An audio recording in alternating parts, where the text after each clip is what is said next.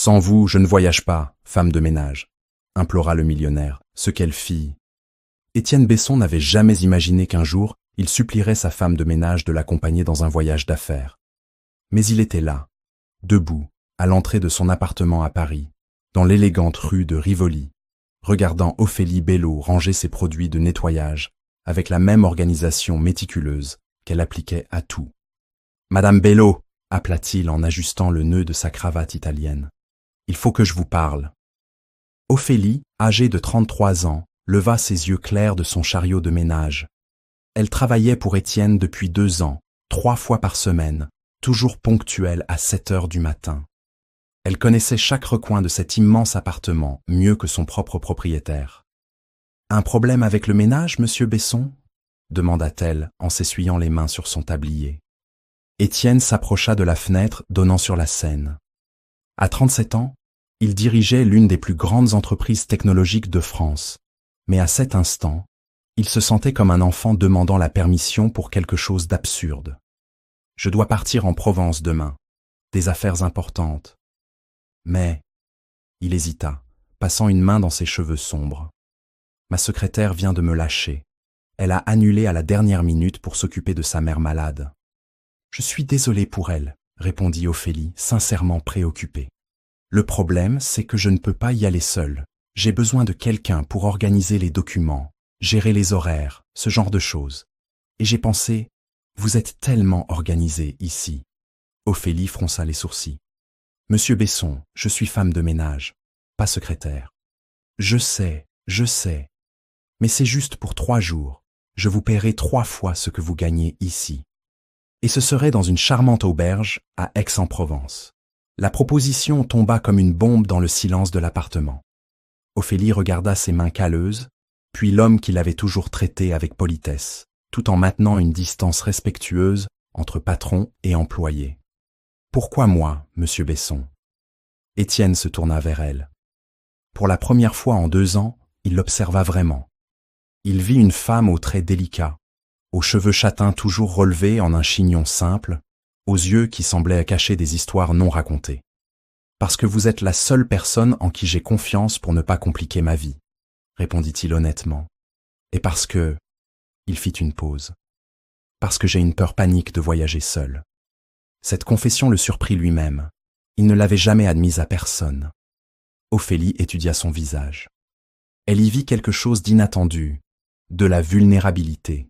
« 3 jours ?» demanda-t-elle. « 3 jours. Des chambres séparées, bien sûr. Vous devrez juste m'accompagner aux réunions, prendre quelques notes, organiser des documents. Rien de compliqué. » Ophélie pensa à sa fille, Camille, 15 ans, qui resterait avec sa grand-mère. Elle pensa à l'argent supplémentaire qui ferait une grande différence à la fin du mois. Mais surtout, elle pensa à l'étrange honnêteté de cet homme qui ne l'avait jamais traitée comme invisible. « D'accord, dit-elle finalement, mais à une condition. » « Laquelle ? » « Plus de madame ou mademoiselle. Si nous devons travailler ensemble, même pour 3 jours, appelez-moi Ophélie. » Étienne sourit pour la première fois depuis l'annulation de sa secrétaire. « Marché conclu, Ophélie, et appelez-moi Étienne. » Lorsqu'elle quitta l'appartement, portant la promesse d'un voyage inattendu, aucun d'eux n'imaginait que ces 3 jours en Provence allaient changer tout ce qu'ils pensaient savoir d'eux-mêmes. Le lendemain matin, Ophélie était à la gare de Lyon avec une petite valise à roulettes et une nervosité qu'elle tentait de dissimuler. Elle avait passé la nuit à expliquer à Camille et à sa mère que ce n'était qu'un travail, rien de plus. Étienne arriva à l'heure, mais elle le reconnut à peine. Au lieu de son costume impeccable, il portait un jean sombre et une chemise en lin blanc. Il semblait plus jeune, plus humain. « Bonjour, Ophélie, » dit-il en prenant sa valise. « Prête pour l'aventure ? » « C'est juste du travail, » répondit-elle, plus pour elle-même que pour lui. Dans le TGV pour Aix-en-Provence, ils s'assirent face à face en première classe. Ophélie n'avait jamais voyagé en train à grande vitesse et ne pouvait cacher sa fascination en regardant par la fenêtre. « Première fois en TGV ?» demanda Étienne, observant son expression. « Première fois que je quitte Paris depuis que je m'y suis installée, » admit-elle. « C'était il y a 8 ans. »« D'où venez-vous ?»« De Normandie, une petite ville appelée Honfleur. Vous connaissez ?» Étienne hocha la tête. J'y suis passé quelques fois. C'est joli. Pourquoi êtes-vous parti? Ophélie hésita. Elle n'avait pas l'habitude de parler de sa vie personnelle. Un divorce compliqué. J'avais besoin de recommencer loin de mon ex-mari. Sa sincérité le surprit. Pendant 2 ans, ils n'avaient échangé que des salutations et des informations sur le ménage. Maintenant, assis là, ils semblaient être 2 personnes se découvrant pour la première fois. « Et votre fille ?» demanda-t-il. « Camille, c'est ça ?» Ophélie le regarda, stupéfaite. « Comment connaissez-vous son nom ?» Étienne rougit légèrement. « Vous avez reçu un appel de l'école une fois. J'ai entendu sans le vouloir. »« Oh, oui, Camille a 15 ans. C'est une bonne fille. Elle étudie beaucoup. Elle veut devenir avocate. Elle doit tenir de sa mère. L'intelligence, je veux dire. » Elle rit, un son doux qui emplit le compartiment. Je ne sais pas d'où elle tire toute cette ambition. J'ai à peine terminé le lycée. L'intelligence ne se mesure pas seulement par un diplôme, Ophélie. Ils restèrent silencieux un moment, regardant le paysage français défiler par la fenêtre. Des champs dorés, des petites villes, des vignobles s'étendant à l'horizon. « Puis-je vous poser une question ?» dit-elle enfin. « Bien sûr. Pourquoi avez-vous peur de voyager seul? Un homme comme vous, qui dirige une immense entreprise. » Étienne baissa les yeux sur ses mains. « Ma femme est morte dans un accident de voiture il y a 5 ans. Nous revenions d'un voyage d'affaires ensemble. Depuis... » Il fit une pause. « Depuis, voyager seul me rappelle qu'elle n'est plus là. » Ophélie sentit son cœur se serrer. « Je suis désolé, Étienne. Je ne savais pas. Peu de gens le savent. Je préfère qu'il en soit ainsi. » Elle comprit à cet instant pourquoi il l'avait choisie. Elle, pour l'accompagner. Pas pour ses compétences organisationnelles, mais parce qu'elle représentait une compagnie sans complications émotionnelles. Du moins, c'est ce qu'il pensait. Quand le train arriva à Aix-en-Provence, le soleil de l'après-midi dorait les façades de pierre de la vieille ville. L'auberge était située dans le centre historique, un bâtiment du XVIIIe siècle transformé en hôtel de charme. 2 chambres, comme convenu, dit Étienne à la réception. « Désolé, monsieur, mais nous avons eu un problème de plomberie. Nous n'avons qu'une seule chambre disponible. C'est une suite avec 2 espaces séparés et 2 lits, si cela peut convenir. » Étienne regarda Ophélie, visiblement gênée. « Nous pouvons chercher un autre hôtel, » proposa-t-il. « Ça ira, » répondit-elle. « Nous sommes adultes. Et vous avez dit que vous aviez besoin de compagnie. » Plus tard, installés dans la suite, chacun dans son espace, Ophélie se demanda si elle avait pris la bonne décision. Mais en voyant Étienne se détendre pour la première fois depuis qu'elle le connaissait, elle sut que oui. Le 2e jour en Provence, après une matinée de réunion tendue sur l'acquisition d'une start-up locale, Étienne était visiblement épuisé. Ophélie l'observait depuis son coin dans la salle de réunion, notant les points importants comme il le lui avait demandé, mais surtout remarquant à quel point il se crispait chaque fois que les chiffres ne correspondaient pas. « Leur proposition est bien au-dessus du marché, » dit Étienne au téléphone avec son équipe à Paris. « Il faudra revoir tout ça. » Quand il raccrocha, il passa les mains sur son visage. « Un problème ?» demanda Ophélie. « Ils veulent 40% de plus que ce que vaut l'entreprise, et mon équipe pense qu'on devrait payer. »« Et vous, vous ne pensez pas ?» Étienne la regarda, surpris. Il n'avait pas l'habitude de discuter affaires avec quelqu'un hors du milieu. « Non, quelque chose cloche, mais peut-être que je suis trop paranoïaque. » Ophélie referma son carnet de notes. « Quand mon ex-mari voulait me convaincre de quelque chose, il faisait toujours la même chose que ces entrepreneurs aujourd'hui. Quoi donc? Il parlait beaucoup, gesticulait énormément et répétait sans cesse les avantages. Quand quelqu'un est sûr de ce qu'il vend, il n'a pas besoin d'un tel discours. » Cette observation le fit réfléchir. En 40 minutes de réunion, elle avait capté quelque chose que son équipe expérimentée n'avait pas remarqué. « Vous avez noté autre chose ?» Leur comptable, chaque fois que vous posiez une question sur des chiffres précis, il regardait le associé principal avant de répondre, comme s'il demandait la permission. Étienne sourit pour la première fois de la journée. « Vous avez raison, vous savez?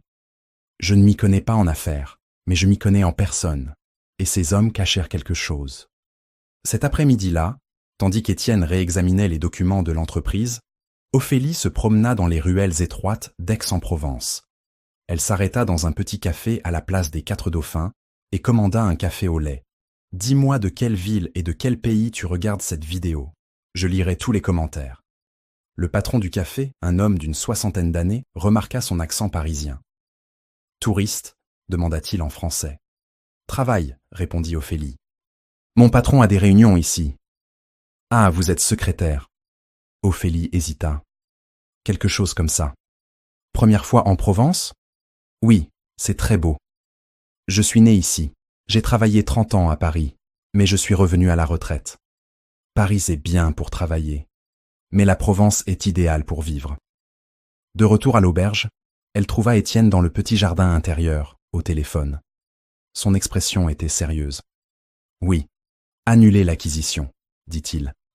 Nos investigations plus approfondies ont révélé des incohérences dans les chiffres. » Quand il raccrocha, Ophélie s'assit sur la chaise à côté de lui. « Vous avez découvert ce qu'il cachait ? Des dettes non déclarées. Presque 1 million d'euros qui n'apparaissaient pas dans les bilans. Sans votre remarque sur leur comportement, j'aurais conclu l'affaire et je l'aurais découvert trop tard. Je suis contente d'avoir aidé. » Étienne l'observa attentivement. « Avez-vous déjà pensé à faire autre chose que le ménage ?» La question la prit au dépourvu. « Comment ça ?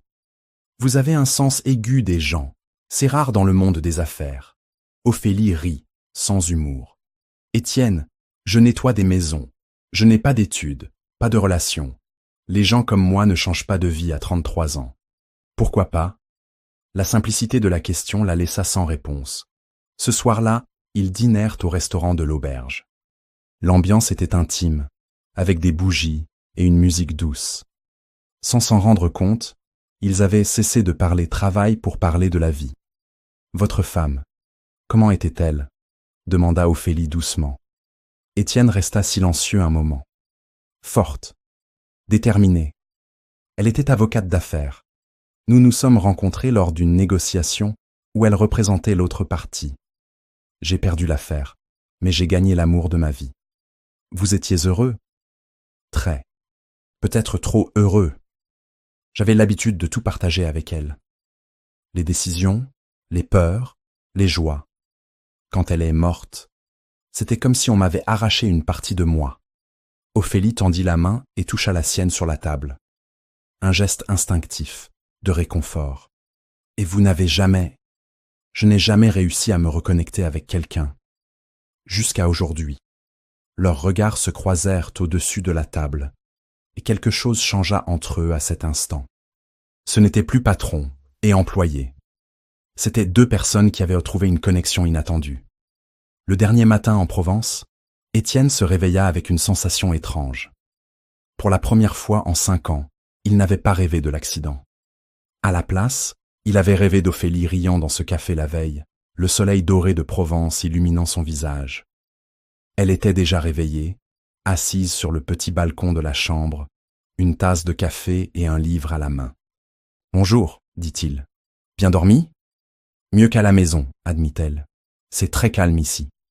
Paris peut être bruyant, c'est vrai. Étienne se servit un café et s'assit à côté d'elle. Il n'avait pas de réunion ce jour-là. Le vol de retour était prévu pour l'après-midi.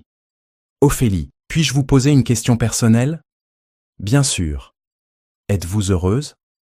Je veux dire, avec votre vie telle qu'elle est ?» Elle referma son livre et le regarda. « C'est une question étrange. Désolé. C'est juste que ces 3 jours m'ont fait réfléchir à beaucoup de choses. » « Comme quoi ?» Étienne hésita. Comment expliquer que sa présence lui avait apporté une légèreté qu'il pensait avoir perdue à jamais ? Comme le fait que, peut-être, j'ai passé 5 ans à survivre, pas à vivre. Ophélie sentit son cœur s'accélérer. Et qu'est-ce qui a changé ? Vous. Votre compagnie. Votre façon de voir les choses, de parler aux gens. Vous m'avez rappelé combien il est agréable de partager des moments simples avec quelqu'un. Étienne. Je sais que nous venons de mondes différents.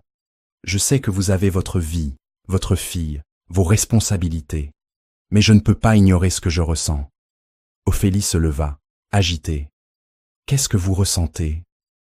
Que pour la première fois en 5 ans, Je ne veux pas qu'une journée se termine. Les mots restèrent suspendus entre eux. Ophélie se tourna vers la vue sur la vieille ville, essayant d'organiser ses pensées. « Vous pensez que je n'y ai pas pensé aussi ?» dit-elle enfin. « Ces 3 jours ont été comme un rêve. Je me suis sentie importante, valorisée. Pour la première fois depuis des années, quelqu'un a écouté ce que j'avais à dire. Alors pourquoi ai-je l'impression que vous allez fuir ?» Elle rit amèrement. « Parce que je connais ma place dans le monde, Étienne. Vous êtes un homme riche, cultivé, propriétaire d'une entreprise. Je suis une femme de ménage divorcée avec une fille adolescente. Ces choses-là ne fonctionnent pas dans la vraie vie. Et qui a décidé ça? La vie, l'expérience, le bon sens. » Étienne s'approcha d'elle. Et si le bon sens se trompait cette fois? Avant qu'elle ne puisse répondre, son téléphone sonna. C'était l'entreprise, une urgence nécessitant son attention immédiate. « Désolé, » dit-il en décrochant. « Allô? Comment ça, un problème avec le serveur ?» Ophélie profita de la distraction pour retourner dans la chambre et préparer ses affaires. Elle avait besoin de temps pour réfléchir, loin de l'intensité de cet instant. À l'aéroport, pendant le vol de retour à Paris, ils parlèrent à peine. La magie de la Provence semblait être restée derrière, remplacée par la réalité qui les attendait. « Ophélie, » dit Étienne, alors que l'avion entamait sa descente. « Je ne veux pas que les choses redeviennent comme avant. »« Comment ça ? Vous ne pouvez plus être juste ma femme de ménage, pas après ces 3 jours. Alors que proposez-vous ? Que vous veniez travailler avec moi, à l'entreprise, comme consultante en relations d'affaires. Vous avez un talent naturel pour lire les gens. » La proposition la laissa sans voix. « Étienne, c'est insensé. Je n'ai pas les qualifications pour ça. Vous avez sauvé mon entreprise d'une erreur d'1 million d'euros. Quelle autre qualification vous faut-il? Et à propos de ce qui s'est passé entre nous ?» Étienne regarda par la fenêtre de l'avion, voyant Paris se rapprocher. « C'est quelque chose que nous devons découvrir ensemble, si vous le voulez. » Quand l'avion atterrit à Orly, Ophélie n'avait toujours pas répondu. Mais au fond de son cœur, elle savait que sa vie avait changé à jamais pendant ces 3 jours en Provence. Une semaine après le voyage, la vie semblait avoir repris son cours normal. Étienne était retourné à ses réunions et à ses costumes impeccables. Ophélie à ses matinées de ménage dans l'appartement de la rue de Rivoli. Mais quelque chose de fondamental avait changé entre eux, et il le ressentait à chaque rencontre. « Bonjour, Étienne, » dit-elle le mardi matin en entrant avec son chariot de ménage. « Bonjour, Ophélie, » répondit-il sans lever les yeux de son ordinateur. C'était la première fois qu'elle le voyait travailler de chez lui depuis le voyage. Habituellement, il était déjà parti quand elle arrivait. « Pas au bureau aujourd'hui ? Réunion annulée. J'ai préféré travailler d'ici. » Ophélie commença à ranger la pièce, mais elle sentait le poids de son regard. Finalement, elle n'y tint plus. « Étienne, il faut qu'on parle. » Il referma son ordinateur. « À propos de la proposition de travail. À propos de tout, de nous. » Ils s'assirent sur le canapé où, seulement 1 semaine plus tôt, il lui avait désespérément demandé de l'accompagner en voyage. « J'ai beaucoup réfléchi à ce que vous avez dit, » commença-t-elle. « À propos de travailler avec vous, à propos de nous. Et je ne peux pas accepter l'emploi. » Étienne sentit son cœur se serrer. « Pourquoi ? Parce que vous me le proposez pour de mauvaises raisons. Ce n'est pas à cause de mes compétences. C'est à cause de vos sentiments. Et ce n'est juste ni pour vous, ni pour moi. »« Ophélie, je ne... » »« Laissez-moi finir, » interrompit-elle doucement. « J'ai ressenti tout ça aussi.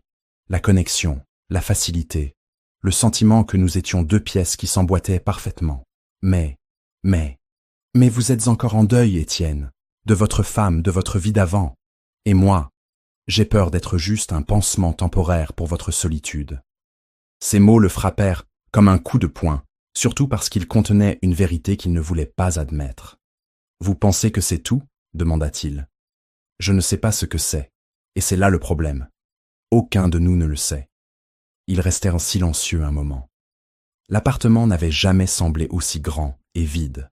« Et à propos de nous ? » demanda Étienne finalement. « Je pense qu'il faut être honnête. Vous êtes un homme merveilleux, mais nous venons de mondes différents. Votre famille, vos amis, vos collègues, pensez-vous vraiment qu'ils accepteraient la femme de ménage comme votre... Quoi? Petite amie? Compagne? Peu m'importe ce qu'ils pensent. Mais moi, ça m'importe. Et plus important, ça importe à Camille. Elle a 15 ans. Elle traverse une période difficile.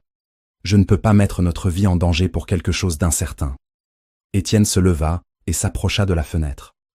Alors c'est tout? On fait comme si rien ne s'était passé? On ne peut pas faire semblant. Mais on peut être intelligent. Intelligent, ce serait de vous laisser sortir de ma vie? Ophélie s'approcha de lui. Peut-être que c'est laisser les choses suivre leur cours naturel. Si c'est meant to be, ça le sera. Mais pas forcé, pas par pitié ou solitude. Cet après-midi-là, après le départ d'Ophélie, Étienne appela son meilleur ami, Philippe, médecin à Lyon. « J'ai besoin de conseils, dit-il. À propos d'affaires? À propos d'une femme. » Philippe rit. « Ça, c'est nouveau. Qui est-elle » Étienne hésita. « C'est compliqué. » Il raconta toute l'histoire, depuis la demande désespérée jusqu'à la conversation de ce matin-là. Philippe l'écouta en silence. « Tu veux mon avis honnête ?» demanda Philippe enfin. « Oui. Elle a raison. Tu n'as pas encore surmonté Isabelle. Et tu confonds gratitude et solitude avec amour. Tu crois. Je pense que tu as besoin de temps, et d'en donner à elle aussi. Si c'est réel, ça résistera au temps. Sinon, mieux vaut le découvrir maintenant. » Pendant ce temps, dans le petit appartement de Belleville où elle vivait avec sa fille, Ophélie avait une conversation similaire avec sa mère au téléphone. « Tu l'aimes, » affirma Madame Bello. « Ce n'est pas le problème, maman. »« Alors c'est quoi ? » ?»« Il est riche, je suis pauvre. »« Il est veuf d'une avocate, je suis une femme de ménage divorcée. »« Il vit dans un monde que je ne connais même pas. »« Et tu penses que l'amour se soucie de ces différences ? » ?»« L'amour, non, mais la vie réelle, oui. » Sa mère soupira. « Ma fille, tu as toujours été très raisonnable, peut-être trop raisonnable. Parfois, il faut prendre un risque pour être heureux. » Cette nuit-là, Ophélie resta éveillée, repensant aux mots de sa mère. Par la fenêtre de sa chambre, elle voyait les lumières de Paris scintiller au loin. Quelque part dans cette ville, Étienne était aussi éveillé, se demandant s'il avait trouvé quelque chose de réel ou juste une fantaisie passagère. Aucun d'eux ne savait que le destin n'avait pas fini d'écrire leur histoire. 2 mois s'étaient écoulés depuis leur conversation dans l'appartement. Étienne et Ophélie maintenaient une relation cordiale, mais distante. Elle continuait à nettoyer l'appartement 3 fois par semaine. Il continuait à la traiter avec une politesse respectueuse. Mais tous deux ressentaient le poids de l'inexprimé entre eux. Ce fut par un jeudi pluvieux de novembre que tout changea. Ophélie arriva à l'appartement et trouva Étienne assis à la table de la cuisine, des papiers éparpillés et une expression préoccupée. « Bonjour, dit-elle. Tout va bien. Bonjour, Ophélie. Désolée pour le désordre. Je travaille sur une proposition importante. » Elle commença à ranger ses affaires pour nettoyer la table quand elle ne put s'empêcher de remarquer les chiffres. « Puis-je demander de quoi il s'agit ? Une entreprise allemande veut acheter une participation dans mon entreprise. J'analyse leur proposition. » Ophélie regarda les documents un instant. « Ces chiffres, ils sont cohérents ?» Étienne leva les yeux. « Pourquoi demandez-vous ? C'est que, vous vous souvenez de l'affaire en Provence ? Les chiffres ne collaient pas, et vous avez dit que c'était ma remarque qui vous avait alerté. Je m'en souviens. Eh bien, ceci... » Elle pointa une ligne spécifique. « Ils offrent trop peu pour la participation, vu le chiffre d'affaires de votre entreprise. On dirait qu'ils misent sur votre besoin de capital, pas sur la vraie valeur de l'entreprise. » Étienne examina les chiffres avec une attention renouvelée. « Vous avez raison. Comment êtes-vous arrivé à cette conclusion ? Je ne connais pas grand-chose aux affaires, mais je sais reconnaître quand les gens profitent de ceux qui ont besoin d'aide, et ces chiffres le crient haut et fort. » À ce moment, le téléphone d'Ophélie sonna. C'était l'école de Camille. « Allô ?» répondit-elle, inquiète. Comment ça, elle s'est évanouie ? Étienne vit la couleur quitter son visage. « J'arrive tout de suite, » dit-elle en raccrochant. « Que s'est-il passé ? » « Camille s'est évanouie à l'école. Ils l'emmènent à l'hôpital. Il faut que... » Je vous emmène, dit Étienne, prenant ses clés de voiture. Ce n'est pas nécessaire, je peux... Ophélie, ne discutez pas. Allons-y. À l'hôpital, pendant qu'ils attendèrent des nouvelles de Camille, Ophélie était visiblement nerveuse. Elle n'a jamais été malade, jamais. C'est une fille en bonne santé, forte. Tout ira bien, dit Étienne s'asseyant à côté d'elle dans la salle d'attente. S'il lui arrive quelque chose, je ne sais pas ce que je ferai. Elle est tout ce que j'ai. Étienne prit sa main. Il ne lui arrivera rien. Et vous n'êtes pas seul. Quand le médecin apparut enfin, le diagnostic était simple. Épuisement et manque de fer. Rien de grave, mais nécessitant des soins. Elle va bien, mais elle doit se reposer quelques jours, expliqua le docteur.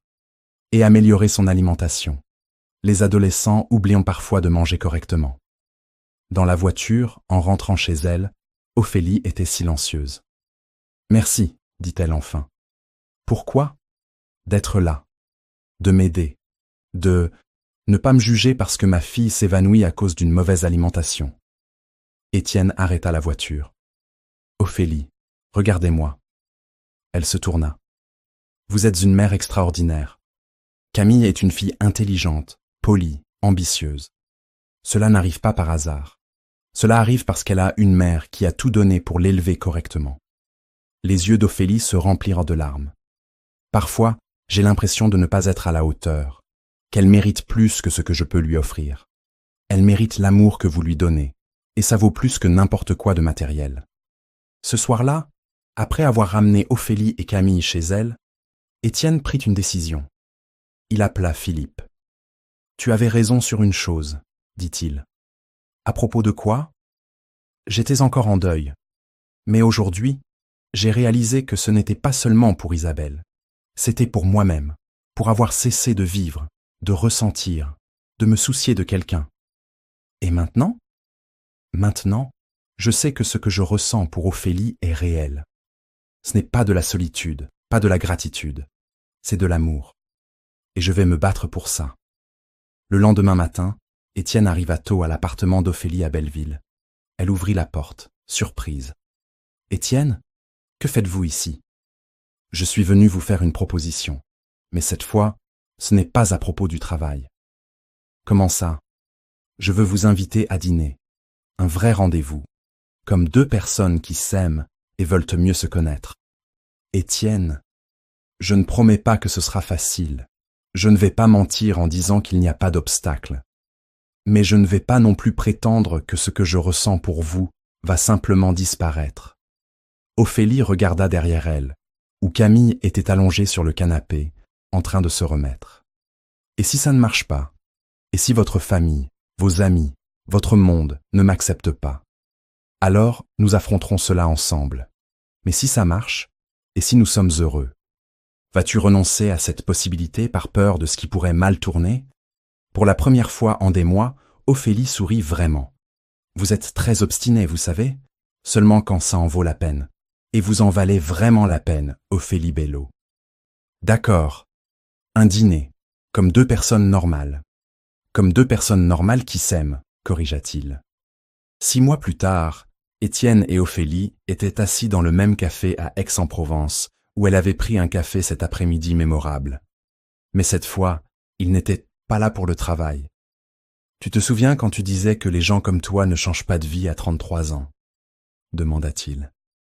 Ophélie sourit, montrant l'anneau simple mais élégant qui brillait à sa main gauche.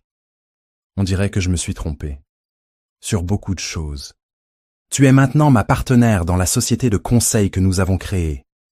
Camille va étudier le droit à la Sorbonne avec une bourse complète qu'elle a obtenue par son propre mérite. Et moi, j'ai recommencé à vivre vraiment.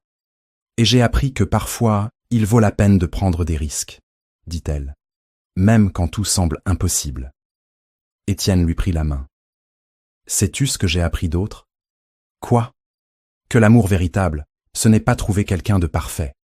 C'est trouver quelqu'un qui te donne envie d'être une meilleure personne. » Ophélie regarda la place ensoleillée, remplie de touristes et de locaux profitant d'une belle journée en Provence. « Qui aurait cru que tout a commencé avec toi me suppliant de t'accompagner dans un voyage d'affaires ?» rit-elle. La meilleure décision de ma vie, dit Étienne. Enfin, la deuxième meilleure. Quelle était la première? Te demander en mariage. Parfois, l'amour surgit quand on s'y attend le moins et d'où on l'imagine le moins. Peu importe d'où nous venons ou où nous allons, ce qui compte, c'est d'avoir le courage d'embrasser les possibilités que la vie nous offre. Le véritable amour ne voit pas les classes sociales, ne se soucie pas des différences de formation ou de situation financière. Il voit l'âme, valorise le caractère et trouve la beauté dans l'authenticité. Et parfois, recommencer n'est pas revenir au point de départ, c'est simplement choisir un nouveau chemin, aux côtés de celui qui compte vraiment. Si vous avez aimé cette histoire, commentez ci-dessous, partagez avec vos amis et abonnez-vous pour écouter les prochaines.